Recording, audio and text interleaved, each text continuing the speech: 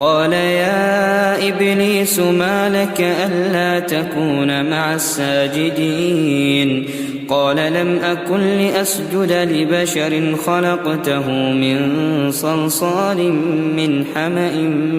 مسنون قال فاخرج منها فإنك رجيم وإن عليك اللعنة إلى يوم الدين قال رب فأنظرني إلى يوم يبعثون قال فإنك من المنظرين